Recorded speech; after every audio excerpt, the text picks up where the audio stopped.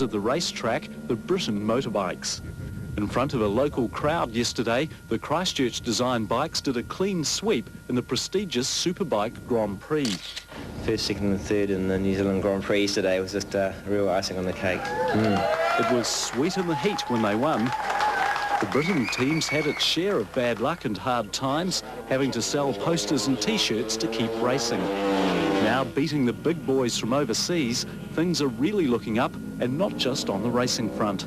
Designing a new motorbike at the moment, and the team is, and it's for a new class. It's not to take over from this one, but it's for a different market, and we're very excited about that potential. As for racing, now New Zealand's been conquered, it's overseas again next year. On the itinerary, possibly the Isle of Man, and definitely Daytona. Jeff Hampton, 3 National News.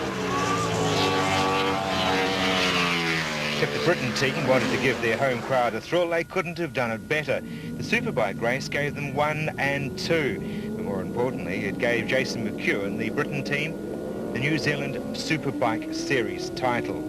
Jason, obviously you'll be over the moon winning the title. Has it been a hard battle? Oh, of course. It's always a battle to compete against the country's best riders. There's some really fast riders and really fast bikes out there. It definitely hasn't been easy. A lot of people might think it's easy to win races on these things, but you've still got to ride them as hard as any other bike. But yeah, it's a sweet feeling to finally win the New Zealand Formula 1 Championship on a New Zealand-made motorbike. I think it's a first, is it? Yep. It's unreal, really good.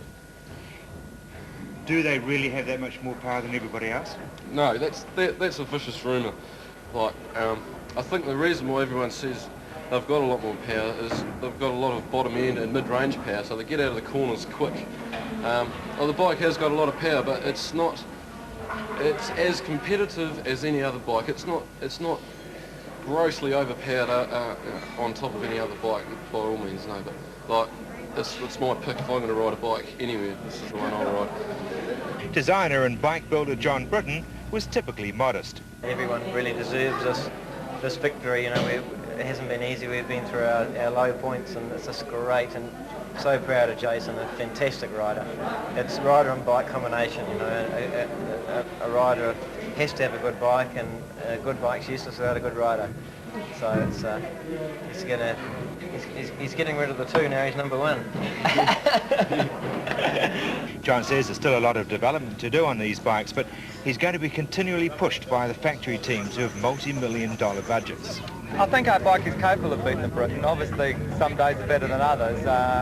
This circuit's probably the closest we've been so far to actually, giving them a run for their money. Our bike lacks 2 things. One, it's a little bit heavier than the Britten is, probably about 20 kilos.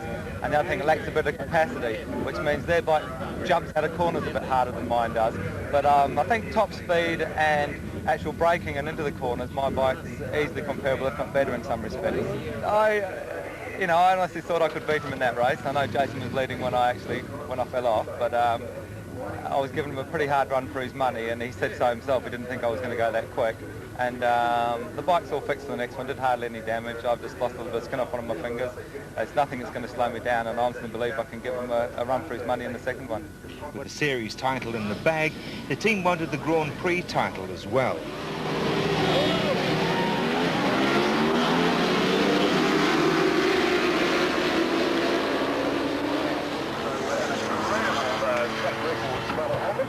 The Ducati perhaps just fraction off the pace here compared to the 2 Britons, and maybe even Russell Josiah. There were really only 3 bikes in the race, 2 of them were Britons. And then the pace proved too great for Ducati rider Robert Holden, giving the team a 1-2-3. It became a 1-2-4, but once again the pressure showed, and Britons ended up 1-2-3. A nerve-wracking time for John Britten.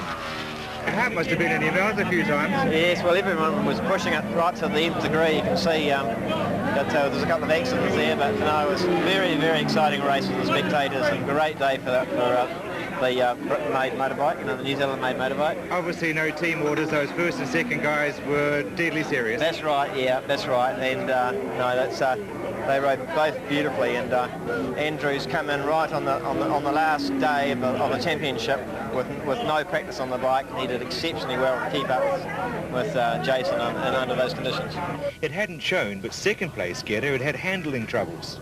I was having a bit of trouble actually. I tried to adjust the suspension as I was racing, but I couldn't get to the knob. So, but it was good. Yeah, Jason rode really well. Why did you need to adjust the suspension? Was there a problem? Had a little bit of problem in the first race. It changed the setting for the second one. They must have gone the wrong way and it just made it worse, so I tried to go back, but couldn't do it. You realised it was a 1, 2, 3? Well, yeah, that's great for Britain. Hey, John. Well done, Andrew. But the day belonged to Jason McEwen. We wrapped up the championship in the first race, so it was a full-on effort by the team to win the race. Any man could try his hardest, so to speak. So yeah, we had a pretty good race. I knew it wasn't a Ducati behind me. I could tell a difference in the sound. I wasn't looking behind me, but I knew it was Andrew. It was there. So, yeah, we had a bloody good race. It was real good fun. He was right on your hammer the whole way. Does that actually make you ride faster? Oh yeah, definitely. Yeah. It makes you push harder and harder, and especially when you can hear a motorbike behind you and know they're close. Yeah, definitely, that makes you push.